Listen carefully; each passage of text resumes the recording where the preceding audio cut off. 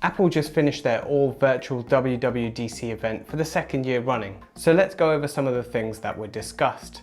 Let me warn you from now, there is a lot of information to take in. So let's start with iOS 15.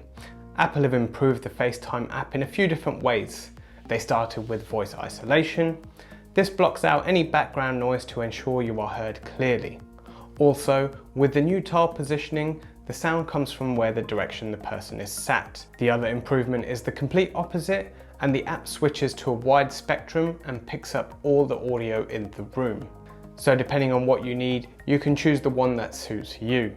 The FaceTime picture is also getting improved by using portrait mode, so now you can blur out your background when you're on a video call. I feel like a lot of these additions are a little bit late since the year we've just had, but nonetheless, they're always welcome. You can now schedule your FaceTime calls by sending a link. People on Android and Windows phones can now also join these FaceTime calls, and you can join via your web browser as well. The FaceTime still uses end-to-end encryption, so there's no privacy worries there. Next is SharePlay. This allows you to seamlessly watch movies, listen to music, and even share your screen within the FaceTime call, so you can all enjoy the good moments together with your friends and family. You can even stream straight to your Apple TV. Some companies have already adopted this, and these are Disney, Hulu, HBO Max, and ESPN. Now we look at the improvement in messages. There's a new photo design within the Messages app where the photos are all bundled together. You can zoom in to view the photos in a gallery and even respond to the photo with an emoticon. There are new sections within News, Music, and Photos called Shared With You, which collates the various things that have been sent throughout the day and you've just not had time to read or view. You can catch up with all these later on in these sections. Finally, in Messages, photos can now be saved directly to your camera roll, and don't worry, it's not going to save all your memes and GIFs, it will be the photos that are relevant to you. This will all be done by machine learning. Notifications was rumoured heavily. They got a new design and bigger icons. Focus is the next new app within notifications. This allows you to choose which mode you want to be in depending on the time of day. Whether it be work, gym or sleeping, the notifications are tailored to that mode. Also, with the number of notifications you probably get throughout the day, they're also adding in a notification summary. This can be customized to be shown at either the end of the day or the start of the day. Live text is another new addition in iOS. This allows you to take pictures of text, highlight it, and send it via email or message as normal text. It can also be used to do in pictures as well. You can look up a name of a restaurant in the background or even dial a number if you can see that on there. And all this information is searchable through Spotlight too. The next update is Wallet. Now you can add even more cards to it. You can add cards such as Disney's passes, hotel cards, so no more queuing at the front desk waiting for your room and card. You just walk in, tap your phone and away you go. And you can even add in your work pass as well. The next one is the Weather app that got a new update. This had a new layout, additional graphics, and a full screen map showing the weather around you. The last one for iOS is Apple Maps. This has also been improved, showing turning lanes when using directions. This includes turning lanes for taxis, bus lanes, and cycle paths. This is going to be supported in CarPlay as well and is coming later this year. The transit option within the app can now alert you when your stop is near, and you can also use AR to show you which way you need to go or exit.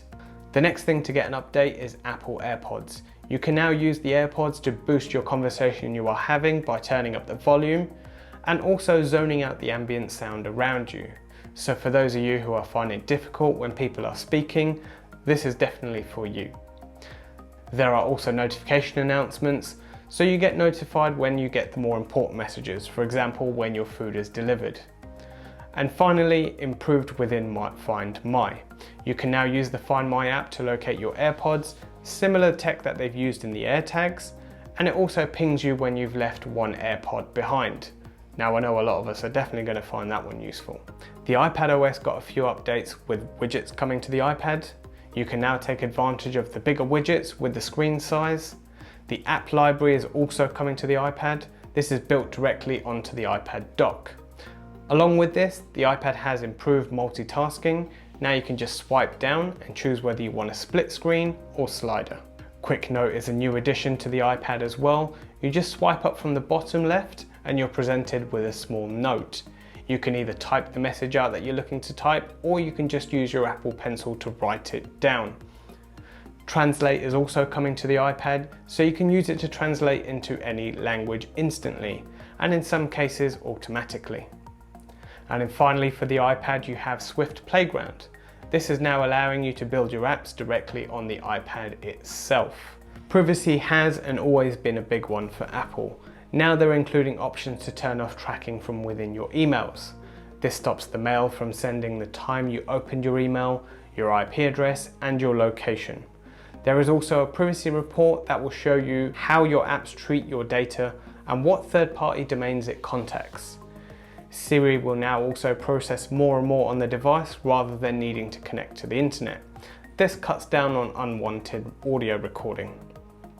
The next update is iCloud. You will now be able to assign someone to be able to recover your account. So if you're ever locked out, you can ask someone else to recover this for you. Along with this, Apple will now use digital legacy. This gives you a designated contact to request access to your digital information should the worst happen. Following on from iCloud, there is iCloud Plus. iCloud Plus is a private relay which you can browse within Safari. When you're browsing, your web traffic is automatically encrypted. Not even Apple can read this. It sends it through 2 different relays. Also, there is Hide My Email. This gives you a unique random email that forwards to your email address. So if you're not quite comfortable giving your email address, you can just use a random one.